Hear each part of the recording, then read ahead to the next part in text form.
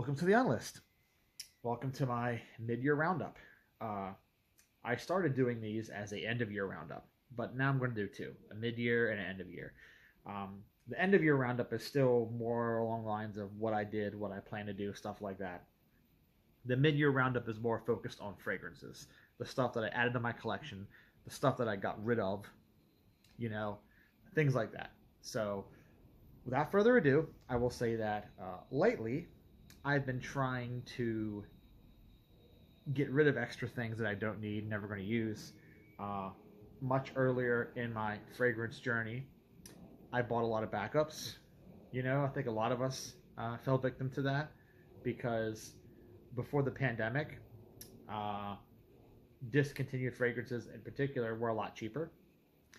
I feel like once everyone got stuck at home for like 6 months to a year, and people who had either work at home jobs or people who just had money suddenly were bored and needed something to do with their money. And a lot of people started getting more into hobbies and collecting things, and that includes fragrances. And suddenly, a lot more people than before were interested in rare, discontinued, vintage fragrances or modern day niche artisanal indie fragrances, anything that's of limited quantity and can be highly desirable by a small group of people. Suddenly that group of people grows exponentially and the supply stays the same. Now all of those nice juicy hidden gems that we like to talk about are not hidden anymore, and all of those 30, 40, $50 vintages are now 300, 400, 500 fucking dollar vintages, right? Just take the price and put a goddamn zero on it. And that's where we are in 2025. So rewind the clock about 5 or 6 years though, 2018, 2019, that wasn't the case. You could get bottles of Czar for 25 bucks. You could get cans of Rive Gauche for 30, 40 bucks. You could buy bottles of Balenciaga Pour Homme for 50 or 60 bucks, thereabouts, right? So a lot of us were like, hey, these are going away. Let's get them while we can. And we bought one, loved it. Hey, we should get more. These are discontinued. 2 or 3 more. Some of y'all out there who are a lot more ridiculous than I am, I think I'm ridiculous enough, but I think some of y'all who are just higher up the food chain than I am in terms of income and stuff in space. Some of y'all absolute nutters out there are buying 10 and 15 of stuff and 20 of stuff. And I'm like, bro, my friend Anuj runs a store. So it makes sense he has 10 or 15 or 20 of something. But you're just a dude. So why do you need to have 10 or 15 of every fragrance you own? You are turning your house into a perfume store, and you're never going to sell the stuff. You're just hoarding it like Smaug laying on top of his big pile of treasure going, I shall not part with a single piece. And that hoarding, combined with the growing interest of this hobby, the growing interest of perfumes, led to a lot of things becoming unobtainable, right? Priced out of paradise, like people who were from Hawaii say. A lot of us were priced out of our hobby. So for me personally, that encourages me to buy a lot less. I mean, I already have a lot, so I don't need a lot more anyway. But it encourages me to buy a lot less and to vet what I have, look at my backups, evaluate, am I really going to finish the bottle I've already started? And if I do finish this bottle, do I need 2 more behind it? Do I need 3 more behind it? No, I don't. So that's the process that I've been undertaking for probably about a year and a half now. It's real slow. You see, it's real easy to get this stuff. Then it's hard to find homes for it. And it's just because I don't want to sell stuff. Don't want to sell stuff because adding a bunch of extra one-time income, right? A one-time boost of income actually hurts my long-term financial situation because I have things I pay that are based on my income, where my income is looked at, that determines what I pay. So if I suddenly had this massive several $1,000 spike of income, right, that I have to pay taxes on, they go, hey, it looks like you made an extra 5 or 10 grand this year. So then your payments get bigger, and your, weekly pay, your monthly income hasn't changed because that's a one-time spike. So you see, so I try not to make extra money on the side. I try not to have side hustles because unless it's permanent, it's a permanent, a constant trickle of money. Any one-time thing, I try to avoid that because in the long term, it actually screws me up and makes my life harder. So now, as far as things I have picked up, 6 months into 2025, it's not a whole lot. Like I said, not really trying to buy a whole lot of more fragrances. But if I get rid of stuff, if I offload stuff, trade stuff out, right, I go, okay, I've made space for something new. Okay, I've made space for something new. I can get some new things. And thus I have. So this year, though, I'd say probably my favorite discoveries, the things I enjoyed the most in 2025. Funny thing is, not a single bottle I've bought this year is from this year. So no new releases. I have not bought a single 2025 fragrance yet in 2025. I do, as of this video, intend to purchase Terre de Hermes Eau de Parfum Intense, but as of this video, I don't have it yet. But I do intend to purchase that. So I will have at least one 2025 fragrance, I guess. But right now, as of this video, I do not. Only 2024 and back. So the biggest thing, I should say, my biggest discovery of 2025 is probably going to be the Nton and Wilson range. And I know how you guys feel about influencer branded fragrances. Trust me. I did my initial video on the brand. I got a bunch of weirdos coming out of the woodwork to talk stupid shit. And, when I did written reviews on them on Base Notes, same thing. Get some weirdos coming out of the woodwork, sending me DMs on Instagram or whatever, acting like that I've joined the dark side of the Force. I've got the Sith hood and, and the red lightsaber, and I'm going to kill younglings or something. But it's really not that serious. And I said before, and I will say it again, sometimes you just have to separate the art from the artist. Now, if the artist is someone who's really, truly awful and evil, like has committed crimes, does really awful things, hateful, bigoted, whatever, then yeah, I can understand maybe you don't want to support them, right? But if it's just a difference of opinion or a conflict of personality, right? Like you think they're a bit of a weirdo, like in my case, I'm a weird guy. You think they're a bit smarmy or cocky, like with Jeremy Fragrances. He's kind of a bit of a show, right? he is a show unto himself. But then you got to look at the product, and you got to look at the way it smells and all that stuff. And even though I'm not a big fan of Jeremy Fragrance's perfumes, right? I don't think they're all that great. My reviews still stand on those, right? You can go read them on Base Notes. Other influencers who have released fragrances, like the Less Abstraits by Eugen, those were all good. I liked all of those. One of those I wasn't super keen on. I forget which one it was, but the other two I thought were fantastic. And then when I smelled the Nton and Wilson stuff, I'm like, okay, these are good. And thus, he runs sales and discounts. He did the buy 3 for 1 lump price, and then, does other discounts and stuff.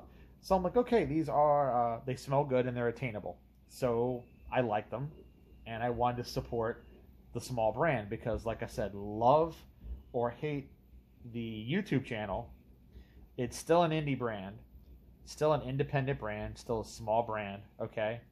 Just like any other indie brands you like Indie Tower, like a Riche Lador, like whatever else.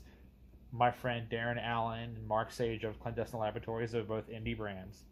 So Nton and Wilson is still technically an indie brand, okay? They're perfumed by John Stephen, who John Stephen has got a bit of a pedigree. He's done stuff for Check and Speak. He's done a Duke of Pall Mall fragrance way back in the day. He's done a lot of other stuff. I think he's done some Atkinsons, and I know he's done Cotswold is the brand that he has. His own house is Cotswold. So, you know, so I got them. And honestly, of the 5 that I have, it's hard to say which one is my absolute favorite because they're all very old school. They're all very vintage smelling. So that's the thing here, guys, with these. If you're a fan of fragrances that try to recreate vintage styles using the materials, so oak moss, obviously, right, lavender, things like that, certain vintage style musks and all that. If that's your bag, if you like that, if you're into brands like Darren Allen, who does a lot of vintage stuff, Rogue, right, Rogue Perfumery also does a lot of vintage stuff. If that vintage thing is your bag, if you're into that, then this is actually a good brand. It's a really good brand. And, you know, it's just one of those things where I said, okay, these are good. These are solid. The Gravitas Pour Homme initially was my favorite because it has that very semi-oriental fougere, sandalwood, oak moss, you know, big rich lavender petitgrain kind of thing going on. So think along the lines of Bois de Portugal, Tiffany, Chanel Paul Monsieur Eau de Toilette Concentré, things like that, right? That era. Zeno, Davidoff would be another one. So thinking that whole train of thought. Very good fragrance. It's not a clone of anything, though. Not a clone of anything, but it's definitely that era. It's that era. And then, I want to say second down from Gravitas. Originally, I thought that second down from Gravitas, my next favorite in the line, was going to be Shipper Fulminare, which is like the sort of Devon Yatagan type of vibe with this fragrance. So think big, green, balsamic, leathery base, galbanum, lots of bitter green notes, lots of leathery, musky notes. So backyard barbecue, walking through the woods, right? That kind of thing. That's kind of where you're going with this. But then I recently picked up these other two, the Bon Viveur and Arezzo, and now I kind of don't know which one's my favorite, honestly. I kind of don't know. Because Bon Viveur kind of has this big sort of amped up version of a 1950s, 60s aromatic citrus. So if you've smelled stuff like Chanel Paul Monsieur, the original Eau de Toilette from the 50s, or something along that train of thought, right? So another one could be Monsieur de Givenchy, one of those. So think again, oak moss, bright, dry citruses, again with the petitgrain, but no fougere structure, so not really lavender this time around, okay? Not really anything like that. Not really any big tonka either, so definitely more of a chypre structure. A little bit etiquette blue. I don't know if Mr. Smelly or Dan Naughton has actually smelled etiquette blue, but if he has, this is like a spiritual successor to it. If he hasn't, and he is watching this video, then I would suggest him to go check out Etiquette Blue by Parfums d'Orsay, a really old fragrance from like 1908 or something. You know, I don't have direct contact with him really outside of emails, so yeah, Etiquette Blue by Parfums d'Orsay. This kind of reminds me of a richer, heavier version of that fragrance, and that can only be a good thing. That can only be a good thing because I like Etiquette Blue a lot, actually.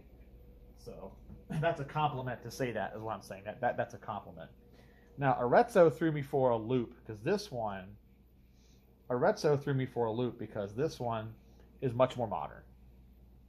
And like I said, all of his stuff was very old school, very vintage feel. This is not vintage feel. This is very modern. So this has got more of sort of a labdanum, a bit of a saffron kind of thing going on. It's got a little bit of a woody amber base to it, but it's not like a scratchy, harsh. Don't think like Sauvage or anything like that. It's not that kind of woody amber, but it's got like a woody amber base to it. But it's much smoother than most designer fragrances. And it sort of has a nice spiced vibe. It's supposedly got oud in it and supposedly got some other things, but no one individual material really stands out. So it reminds me more of a classic Oriental, like, an Obsession or something like that, where all the notes blend together. They're all seamlessly blended together. You can't really tell where one thing starts and where another thing ends. So JHL would be another example. Just imagine if someone tried to make a JHL or tried to make an Obsession for men, but modern, like a modern version of those. So that sounds like something good to you, right? Then this is probably a good fragrance to check out. And, that's really it. Very happy with that. Whole range. Most of them are very vintage in style, like I said. Most of them are very classic, but Arezzo is like the odd duckling because it's more modern, but in a good way. So, like I said, don't put a spin on that. It's a good way. Other discovery that I had 2025 so far this year, besides that range, is this guy here. Speaking of my friend Darren Allen, this Dorian's Fougère. So now this stuff is another one similar to the Nton and Wilson, where it's recreating an older style. But the difference is where like the Nton and Wilson stuff goes for the 70s, 80s vibe, or 50s. Bon Viveur is more 50s, but 50s, 60s, 70s, 80s. This leaps all the way back to the 1880s, the 1890s. So, take a whole century off. Take a whole century off and go all the way back to like the very beginning of the Fougère, when the Fougère was literally new concept. So if you like stuff from that era, like really old Penhaligon's fragrances, like English Fern, really old GOF Trumper fragrances, stuff along those lines, the old Crown Perfumery stuff, the old Florist stuff, a lot of English style fragrances. I get a lot of English style fragrances vibes from this fragrance. So this could have been like a proper Victorian gentleman's signature fragrance, 1889, 1890, right before King Edward took over, right? So right before the beginning of the Edwardian era. This could have been some guy under a gas lamp with some guy in a gas lamp and a long frock with a walking stick and a big stovepipe hat or whatever could wear something like this. It's very green, just very heavily bucolic, and it's bucolic and just aggressive and just has that, we're really trying to smell like the ferns, even though ferns don't really have a smell technically, but the forest surrounding the ferns, so the sappiness, the trees, the bark. It is a lavender, geranium, tonka, because all Fougères are. So it's still got that structure, but it's much more bitter and sharp and powdery than anything modern. Because once we hit like 1930, right? Once we hit 1930, Canoe, Club and Pinot, stuff like that, very vanilla, very sweet, big heavy tonka, and that whole like vanilla barbershop style of Fougère came into vogue in the 30s, and that's how it stayed, right? All the way up through Brut, all the way up through Wild Country, that's how it stayed. But in the early days, in the really early days of the genre, right, it was all about bitter green, it was all about sharp, sour, all about woodsy, foresty, right? That's where it was. And if you want that, right, if you were a fan of like Bracken Man, discontinued Amouage Bracken Man, if you were a fan of that, then you should try this, because you can't get a bottle of Bracken now without selling a kidney, right? or selling your firstborn child. You're not going to get a bottle of that, but you can get this. So definitely give this a try. Really, really good fragrance. Other ones I've been really into. I got really into the Essential Parfums range in 2025, early 2025. January, February, I bought a bunch of these. And I've been happy with them. The one that everyone really talks about is Bois Imperial, of course, right? That's the one that everyone mentions. And I can understand why. You know, it's... Keep it simple, stupid. You've heard that phrase, right? You've heard folks say that before. You're like, oh man, keep it simple, stupid. And that's really what it is. Just keep it simple. You know, keep it clean. This is clean. This is simple. Very fresh. Ginger. Pepper notes. And just that big Akagala wood base. Which that's a love or hate for some people. Not everyone's going to really vibe with that, but the big Akagala wood in the base. I like it. I like it, but not everybody likes it. And this gets compared to Ganymede, but unfortunately, I still have not smelled Ganymede, so I still cannot really tell you. Same perfumer, though, from what I hear. So if anybody out there in Fragcom land who watches this video wants to send me a sample of Ganymede so I can finally compare them side by side once and for all, and I'll do a video on it too. But if anybody out there in the Fraggiverse, the Fraggleverse, like we're all Fraggles from Fraggle Rock, anybody out there in the Fraggleverse wants to send me some Ganymede, you know, come talk to me on Base Notes or something, or Instagram if you really, really don't want to use Base Notes, but I prefer Base Notes, but wherever you want to meet me at, I can slap you my address and you can send me some Ganymede and I can finally do that A to B test that I can't do because I haven't smelled it. But, and I don't like to buy decants. You know me, I don't buy decants, so. I have better things to do than waste my money on overpriced, bite-sized nuggets of fragrance. They charge way too much for those decants for what you get, and you buy 4 or 5 of those, 4 or 5 decants from any of these websites, and I don't care. I know, Surrender to Chance, Perfumed Court, blah, blah, blah. Tell me all you want, but they charge way too much for that stuff. You buy 4 or 5 of those, and then you've bought a bottle of perfume anyway. So I just test stuff in the stores, and I trade samples with friends, or I do the Salvation Army Goodwill thing where I take the cast-off samples from friends. The people who do buy decants, who are willing to spend the money that I'm not, if they're willing to spend the money on the decants, they can send me their decants when they're done with them. And I'll just, you know, pay it forward by taking what they give me and then redistributing it myself, giving it out once I'm done with it. But I just don't make big decant hauls. I don't. I will buy samples from small perfumers who I know. If I'm friends with them and they're hard up for cash, I might buy a Discovery set from them. But the big sample sites, I don't. I just don't. So then the other one, Fig Infusion, Nathalie Lorson on this one. So to me, it's like a 90s fig fragrance. It's like a Marc Jacobs, okay? It's like a Marc Jacobs. It's like a Salvatore Ferragamo Pour Homme. It's like a much lighter, drier, more pleasant version of Philosopos, because I hate Philosopos. That's too much fig. But this is a much fresher, more palatable take on fig. So I do enjoy this. This is like the exception. I'm not a big fig guy. In general, I'm not a big fig guy, but I like this. And the other one that I got this year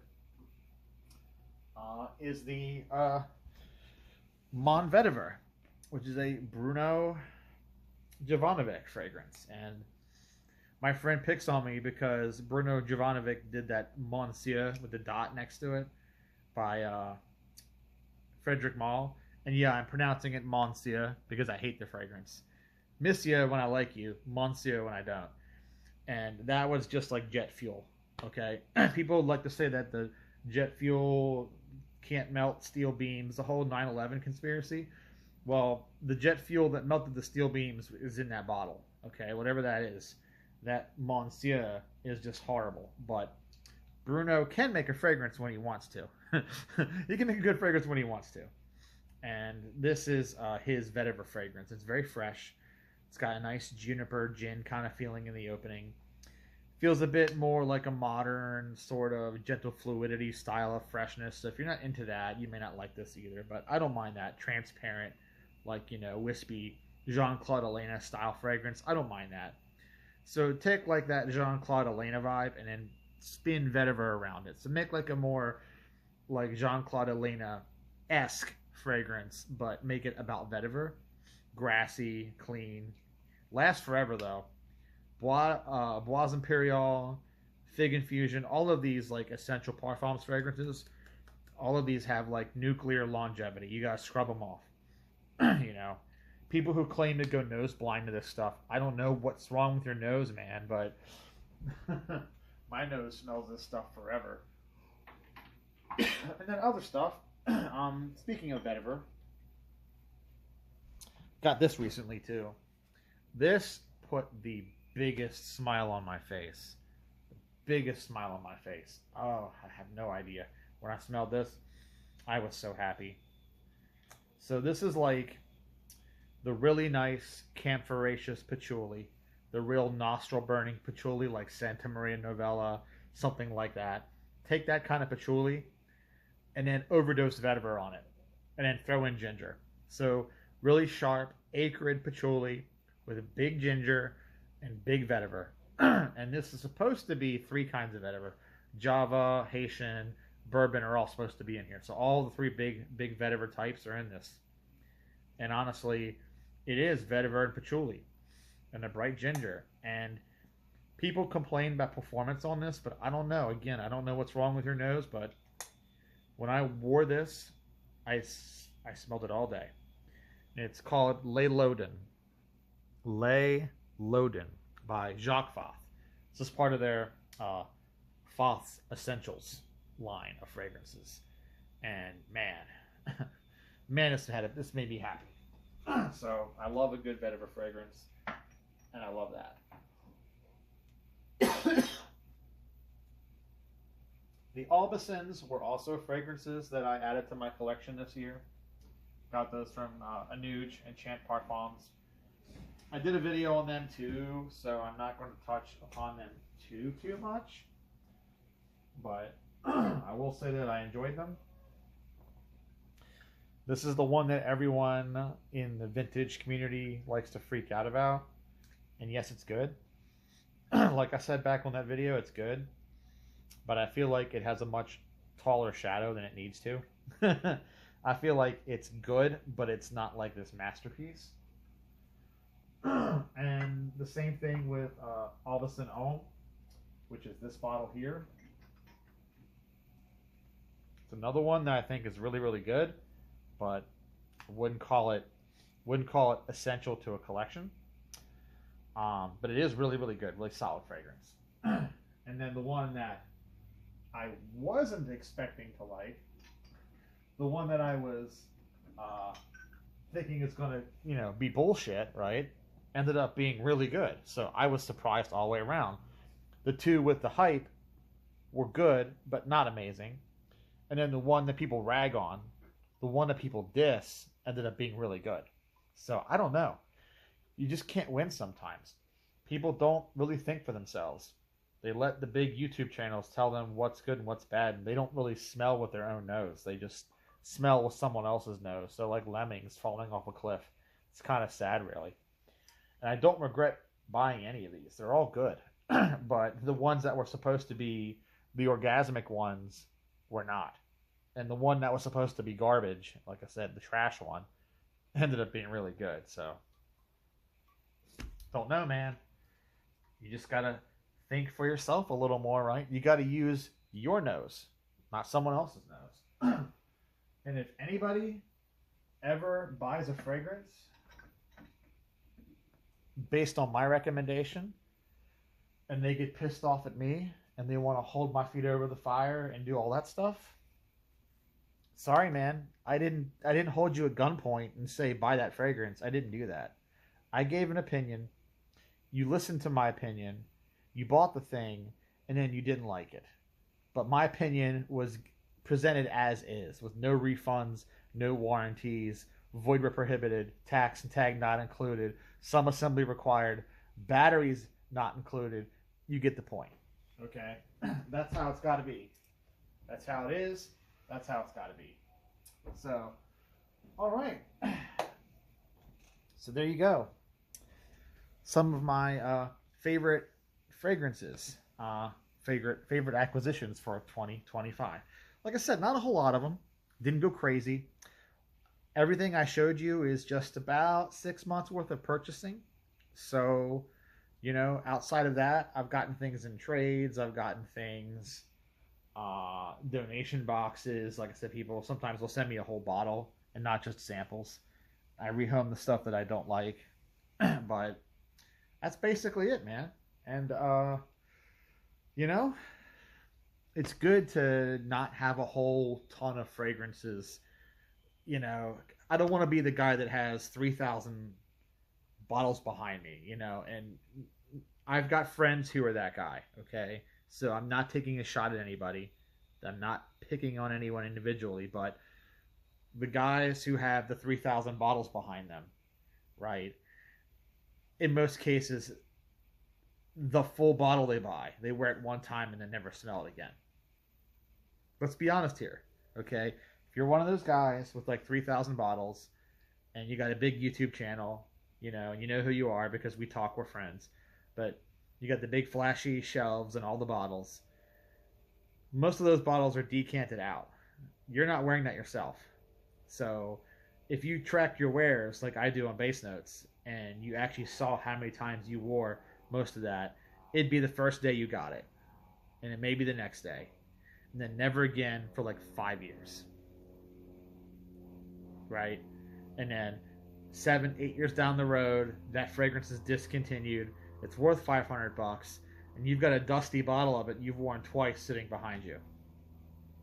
It's why I don't want a collection that big.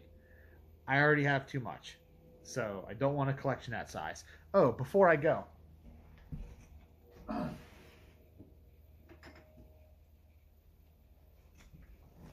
This one.